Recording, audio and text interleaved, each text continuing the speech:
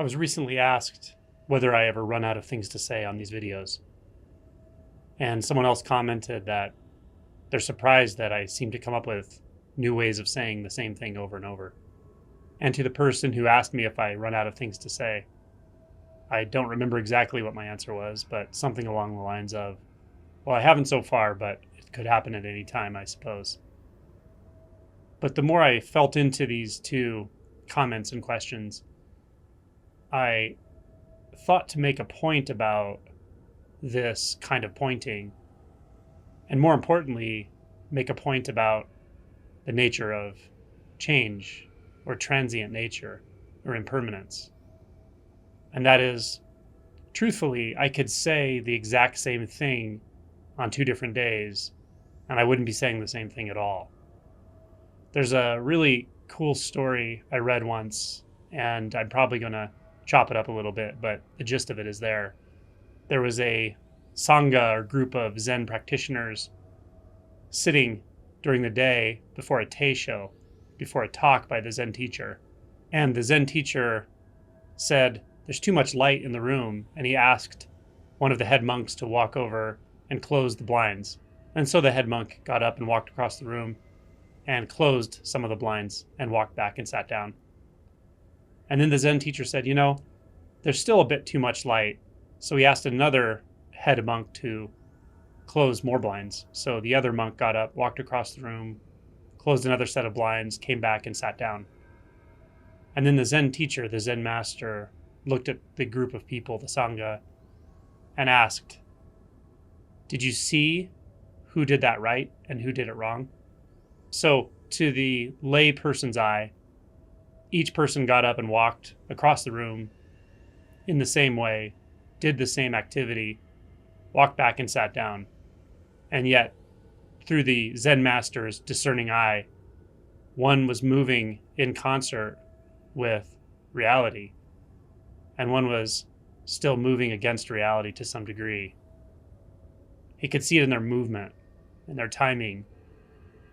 There's a choreography that's going on all the time. And even the discord is part of the choreography, and yet it does get noticed.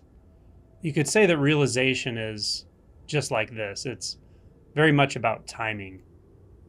That's why there are no absolutes. This is one of the reasons when people ask me what something means, or they'll say, oh, this term, does that mean the same as that term? Or which teaching is closer to truth? Which view is the right view? Which one's the wrong view? These types of questions. I'm always inclined to point out one way or another that the nature of the question itself is an error. Not that there aren't, in the relative sense, better views and less better views for insight and so forth.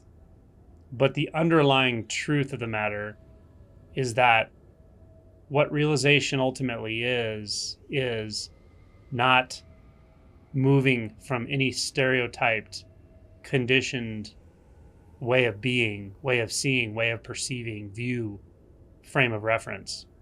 So from that place, and in that place, there's a clear cohesion with the natural movement of reality, with unfiltered reality, with the Dharma. What I think personal insight is, when it comes to realization as it manifests in behavior, is a matter of discernment. How clearly can you see and feel when you're moving in discord with the natural movements, the natural flow?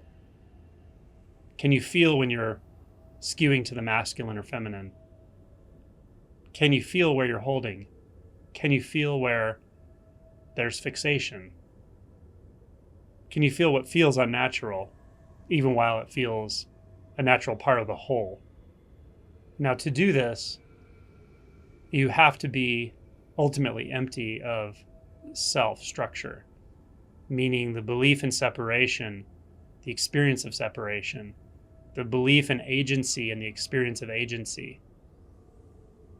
From that place, it becomes very obvious that this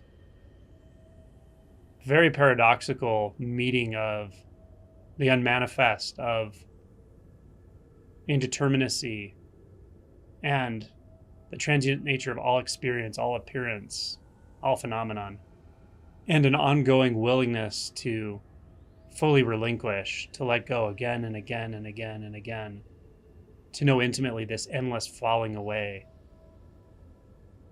Where these meet, that's what could be called liberation. There's nothing that is held. There's nothing that is apart. There's nothing resisted.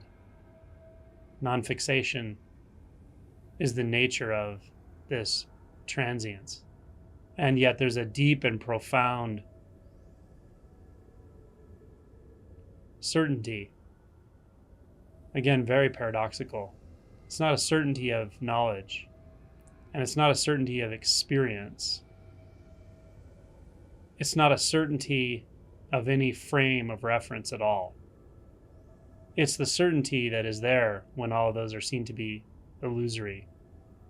Maybe it's the certainty of uncertainty, or the certainty of indeterminacy, the certainty of non-abiding. But it's a deep, deep okayness. It's not the kind of certainty that stabilizes the ego or the self. This kind of certainty is not contingent upon a self. It's not contingent upon life or death. It's not contingent upon existence or non-existence. So from here, change and relinquishment are not just acceptable, they're clearly the nature of phenomenon, the nature of appearance. So there's a profound joy that arises from the celebration of this death that is occurring every moment, because it's the only way experience is possible. You can't have life without death. You can't have the womb without the tomb.